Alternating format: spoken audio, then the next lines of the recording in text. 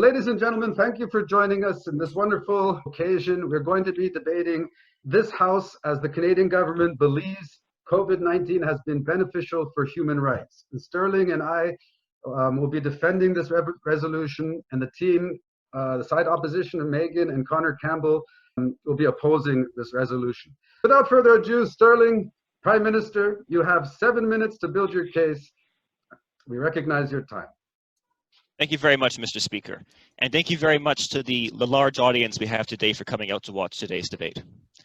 I want to begin by recognizing the elephant in the room, and that is the fact that the COVID-19 pandemic has led to a lot of tragedy. And side government will not deny that in today's debate.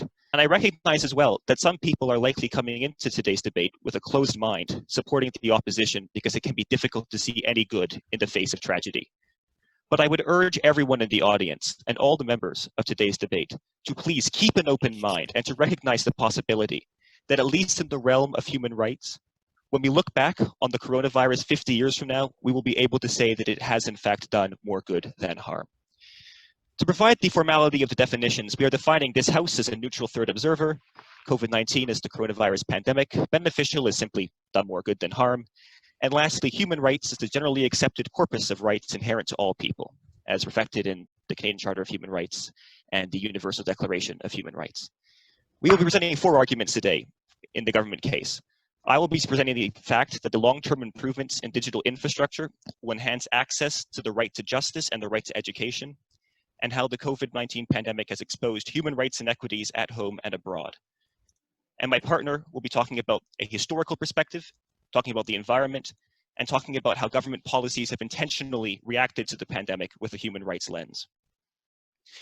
To get into my case, I want to begin with the argument about the long-term improvements to digital infrastructure. And this argument very much comes out of the old saying that necessity is the mother of all innovation. And we can see this in perhaps no better forum than in education and in our justice system. Both of these systems have had to react to the necessity to physical distance people. And that has led to the rise of online schools and online courts. And I want to take these one at a time. In a couple of months, we have completely revolutionized the way justice works worldwide. You can now log into a Zoom account, go before a judge, and conduct your case online from the comfort of your own home. And the increase in efficiency will mean that you can finally have your day in court, not your year in court. Moving on to my second argument. If you're quick, please go ahead. What do you say to all of the inmates whose trials have been delayed, and to the people presumed innocent who are languishing in jail? We do not deny that there are short-term disruptions to the system, but we believe that this resolution is not about the immediate. It is not about the short term. It is about 50 years from now, when the history books are written about the long-term impacts of the coronavirus pandemic. It will not be about a small number of people whose trials were delayed, many of whom will end up being found not guilty for that reason. It will be because of it will be the fact that there was long-term improvements in the infrastructure that will make it easier for anyone to have access to the justice system for the rest of time. We finally are at a moment, a crucible in history, where the intersection of the coronavirus and the public acknowledgement of racial injustice are coming together, and we finally have the hard data to force governments to change policies and to preserve the right to equality of all people. And it is for these reasons that we are so proud to stand in favor of today's resolution. Thank you very much, Mr. Prime Minister. And next up, we have the first opposition minister, Connor Campbell.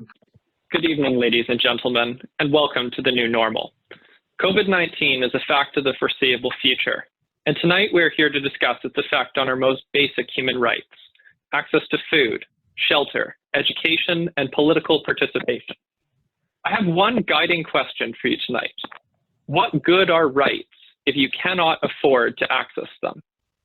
In my speech tonight, I will examine the effect of the pandemic through an economic lens, showing how it deprives low-income families of their basic rights. You heard the Prime Minister talk about 50 years from now how we will look back with rose-colored glasses at the beneficial effects that the pandemic has ushered in. What he really means to say is that in a hasty series of absolute necessity, courts were forced to go and adopt online procedures, all the while delaying trial dates, setting off court appearances, and leaving inmates in jails where they are presumed innocent. Yes. But would you not agree that just in 2016, the Supreme Court of Canada pointed to a culture of complacency in our justice system that led to that exact same problem before the pandemic, and at least now we have solutions? You're right that there were problems before the pandemic. And the theme of my remarks tonight is going to be to point out how COVID-19 has layered another set of difficulties on top of already strained social institutions. Although courts have gone online, the jails have not. And the suffering of people who are incarcerated around the world has not changed. In fact, it has gotten worse.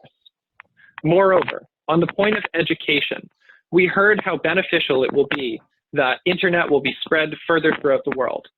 I can think of no better time given that tech giants have been leading the most recent stock market rise. However, we don't see an influx of new technology in the developing world. Rather, we see share buybacks, we see stock price increases, and we see benefits for investors. Not for the average folk, not for the bottom billion, not for people in developing countries. Even though tech companies are well placed, they're not doing it. Yes. Wouldn't you agree that the benefits in this new norm would also extend to average people like you and I who can create opportunities in this new environment for ourselves, like I have done for myself with online debating? We can create new opportunities. We are not average people.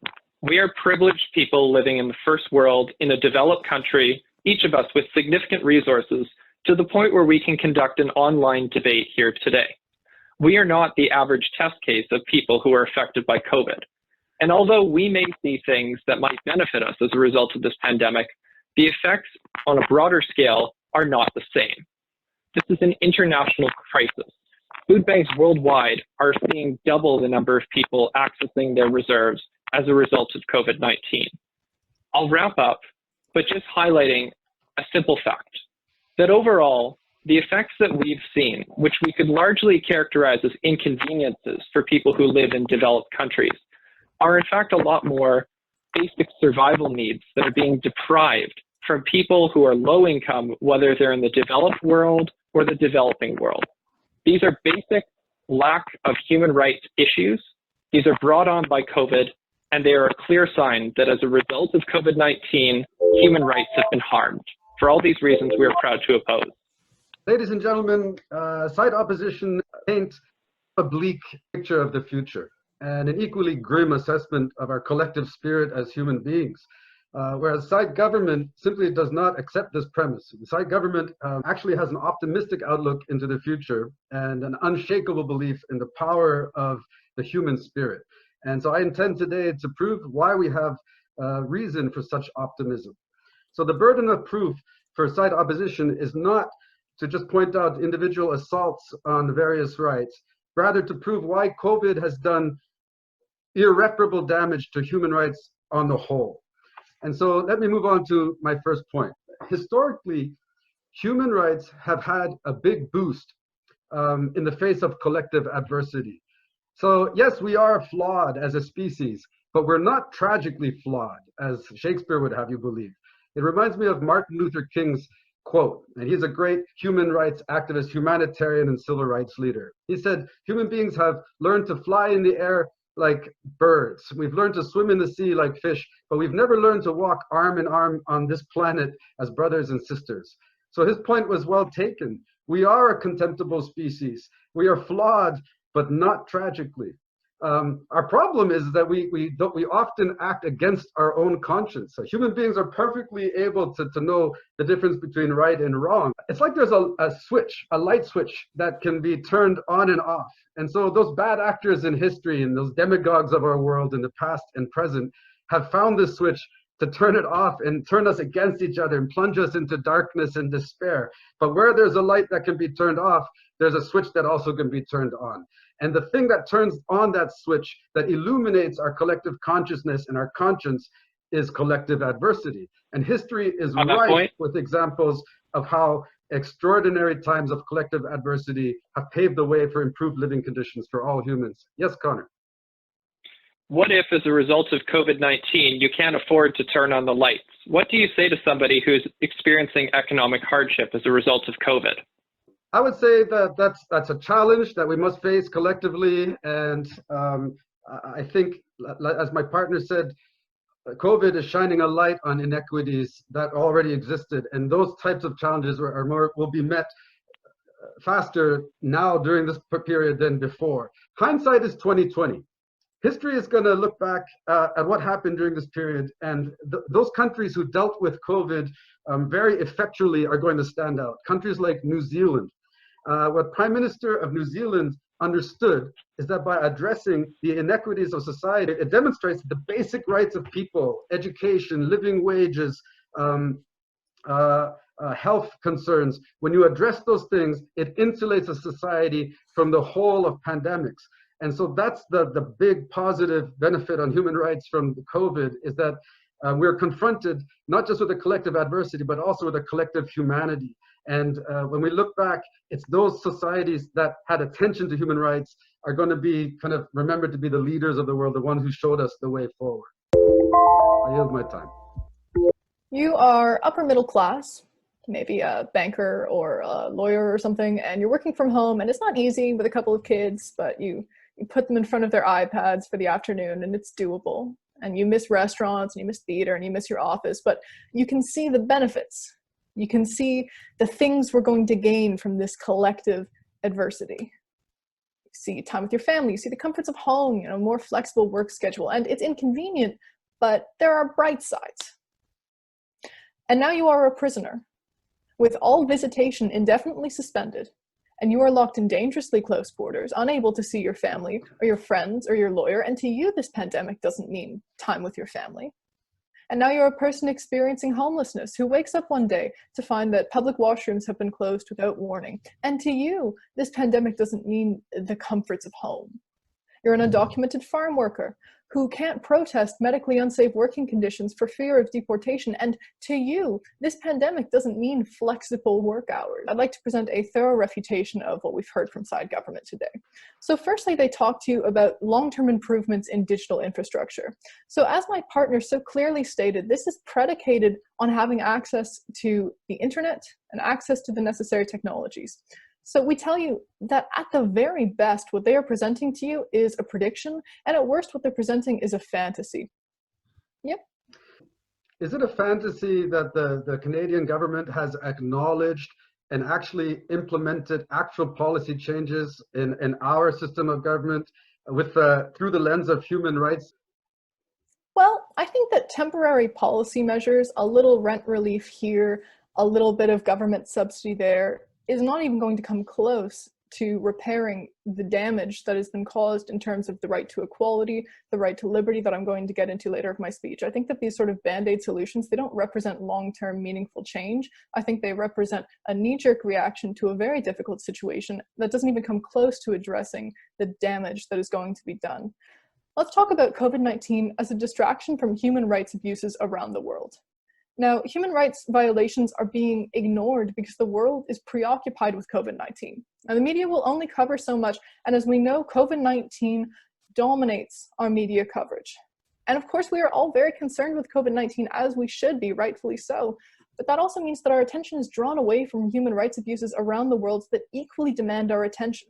So when we look at Uyghur internment, when we look at the new national security laws being put into place in Hong Kong, when we look at the election rigging and police violence against protesters in Belarus, I ask, where is that in the headlines? There were some arguments made by the previous speaker, which were simply so, shall we say, egregious that I have to respond to them directly. And these are the examples of international human rights abuses that are supposedly being covered up and not being paid attention to because of the coronavirus. And the honorable leader of the opposition brought up the example of Belarus, and that we aren't paying attention to the protests in Belarus because of the coronavirus. And so their human rights are being violated because of the coronavirus.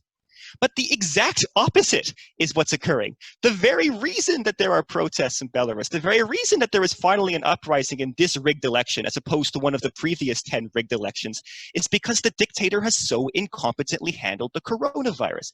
They also said, we shouldn't trust the government to get this right and to fix this forever in the future. We need to be, realpolitik and cynical and we can't trust the government. Fine, let's play that way. We don't trust the government, we have to be realpolitik.